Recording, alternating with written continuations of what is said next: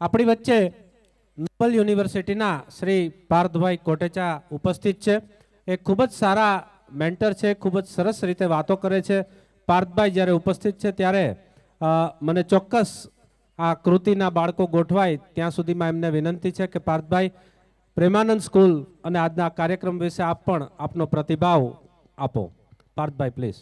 અત્યારે આ છોકરાઓનું પરફોર્મન્સ ચાલતું હોય અને એની વચ્ચે આવું એટલે આપણી એક પ્લેટની અંદર ગુલાબજાંબુ આવ્યું હોય ને કોઈક પાછું લે ને એના જેવું લાગે. એટલે વધારે ટાઈમ નહીં લઉં, પણ ખાસ કરીને આ જે સ્કૂલની અંદર આપણે છીએ અને જેના વિઝનથી આજે આટલા બધા વિદ્યાર્થીઓ હોય, ટીચર્સ હોય અને જે વાલીઓનો વિશ્વાસ હોય, હું તો એવું કહીશ ભરાડ સાહેબ કે અત્યારે આપણી આ સદીની અંદર આપણે કોઈએ કદાચ સ્વામી વિવેકાનંદને જોયા નથી, પણ જવાબદારી સાથે એટલું કહું છું કે કદાચ મુક્તાનંદ બાપુને પગે લાગીએ તો આપણો એ ભાવ જે છે એ આપણો કોઈથી અધૂરો ન રહે.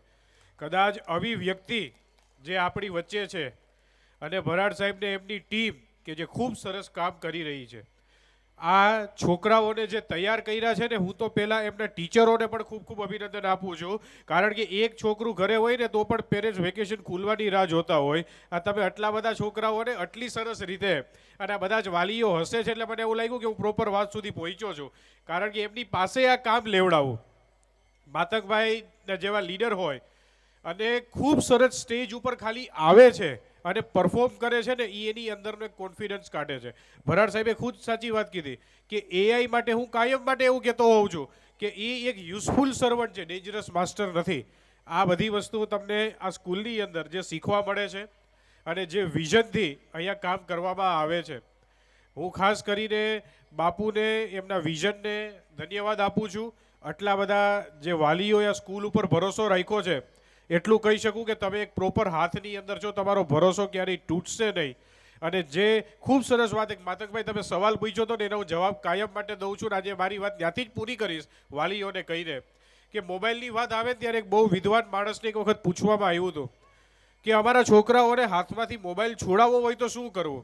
એ માણસે બહુ સરસ વાત કર્યો. એક લેડીએ પ્રશ્ન પૂછ્યો અને સહજ ભાવે એમ કીધું કે બેન છેલ્લે બુક ક્યારે વાંચી હતી. આપણે અત્યારે એવું કરીએ છીએ કે આપણા હાથમાં ભલે મોબાઈલ હોય પણ એના હાથમાં તો બુક હોવી જ જોઈએ. આ એ જનરેશન નથી. કારણ કે આપણે એ જનરેશન છે કે આપણે બધું જોયું. આપણે કાર્ટૂન જોવાની ઉંમરે સમાચાર જોયા, કારણ કે ત્યારે રિમોટ બાપાના હાથમાં હતું. અને અત્યારે સમાચાર જોવાની ઉંમર છે અને ફરજિયાત કાર્ટૂન જોવા પડે, કારણ કે આપણે એ છોકરાઓને પણ કાંઈ નથી કહી શકતા. એટલે આ ચેન્જ જે છે એ અત્યારે જોવા મળ્યો છે. એટલે આપણા હાથમાં બુક હોય તો જ એવું વિચારવું કે એના હાથમાં બુક હશે, પણ આપણે રીલ્સ જોતા હોય તો એ રીલ્સ જોવાના જ છે. આપણે આપણી જોશું ને કાર્ટૂનની જોશે.